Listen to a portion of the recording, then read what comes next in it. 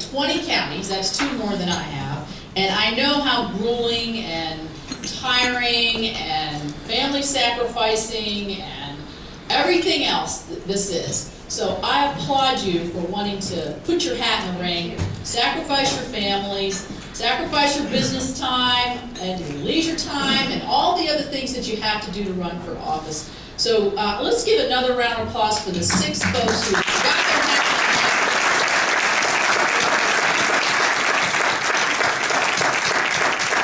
I can't wait. I get sworn in again for my 6th term, where I can stand next to somebody who's another Republican, and maybe 2, and we can take that oath of office together to represent you all in Congress. Now, when I come to Wood County, I always say, you can't vote for me, but I can vote for you. And I feel like that's what I'm doing. But I want you to have your own vote too. So we're gonna bring it home in November after the tiring and the fatigue of and I've never even had a primary, so I really feel empathetic towards you. I've never had to contest in my own party, luckily. I think Charlie's had to hog-tie a few people to keep them out of the primary races against me, but I know it's difficult. It's always difficult to fight among, to fight your friends, basically, and I'm certain that's what's gone on. But we've got so many issues in Washington where we need help. Now, first of all, it was announced on Friday that our unemployment in this country is 9.9%. Now, we created jobs, 200 and some thousand jobs. Now, I don't understand the dynamic of the unemployment index going up, percentage going up, yet job creation was up.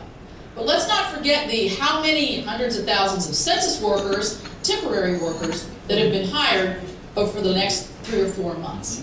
And a perfect illustration is the $800 billion stimulus plan that I did not vote for is now, in effect, is this creating jobs? No, Rocky, it's not, is it? No.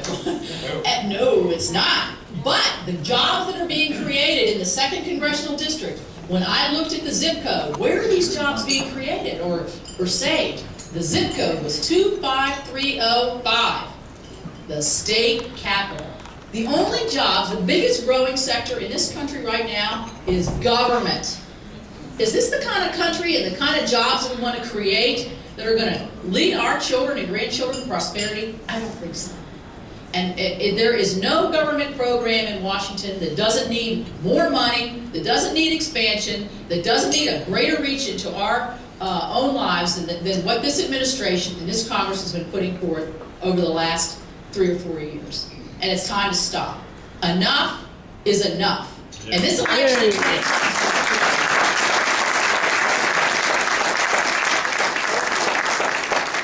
we have right now, our national debt is skyrocketed to $12.5 trillion. Now, David's little boy that walked there, what's his name? David. Oh, well, gee. We're not either. I like that. We're not original at our house either. Because I have a mother Shelley, a daughter Shelley, a son Charles, a husband Charles, and it's all good. Little David there. He has hundreds of thousands of debt on his shoulders right now. How old is he? 7 or 8? 6. 6. He's tall. He's 6. Think what it's going to be like when he's 25, 30. What kind of debt is going to be on little David's shoulders? And how is he going to job create, pay his taxes, get his children to school, provide for them the way he would want to do, with all of this national debt on his shoulders? My fear, and I'm not an alarmist, but my fear is when I look on the TV and see what's going on in Greece because of the debt and deficit and bankruptcy of that country, that scares me for our own country. Because unless we put the brakes on, we are going to have people who are going to start rioting in the streets because they don't know, they have no certainty on how to care for their families, what it's going to be like in their senior years, and how they're going to retire, and how they're going to move forward. And people are starting to lose faith. And so this is why I think this election in 2010 is so incredibly important. Now, we voted for change, supposedly, in 2008. But I don't think this is the change we really wanted. No. Certainly, West Virginia didn't vote for change. And now we see an energy plan that is going to seriously handicap the state of West Virginia. Since when are we going to have a comprehensive national energy policy that picks winners and losers between states? Because that's what cap and trade does. You look at the center part of this country, where West Virginia is and a lot of the manufacturing bases in this country, Ohio, Michigan, Indiana, Illinois, into the southern part, we are heavily reliant on fossil fuels for our energy, whether it's coal or natural gas. If our country moves forward with the scheme of cap and trade, we're going to ship all those jobs, the ones that we have left, over to China or India or across the sea, because they're not going to be able to afford to manufacture in this state or in this country.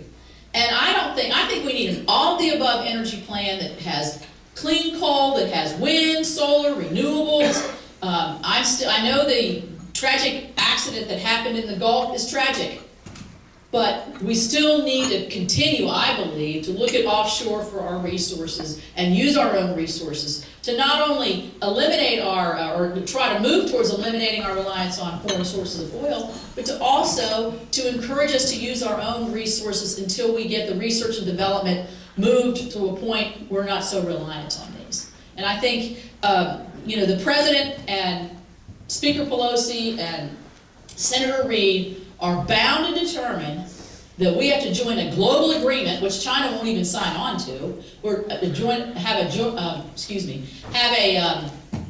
treaty that is really going to hamper us, and it's going to be a giant wealth transfer from the United States to all the developing countries across the world. So there again, you guys, I need you. I need somebody in 2010 to put the brakes on a non-common sense energy plan that such has been created in Washington. Then we go to health care. Are y'all choking? Or what happened there? I'm choking. A health care plan that is $2 trillion, but every time we see a new report about the health care plan, it's more. Raising your premiums 10 to 15%. I thought the whole point was to get the cost of health care down, to make it more affordable. Medicare, 72,000 West Virginians will lose the Medicare Advantage coverage that they have right now and that they like. And I believe that figure is only for the 2nd District. There are enormous costs in here. There's no legal reform, no tort reform in here, docs, to help contain the costs of health care. We know we did it in West Virginia. We can't do it in the nation. And I think that's very, very short-sighted. But the worst thing about the health care plan is 70% of the country didn't want it. And so what are people thinking? Does Washington even listen?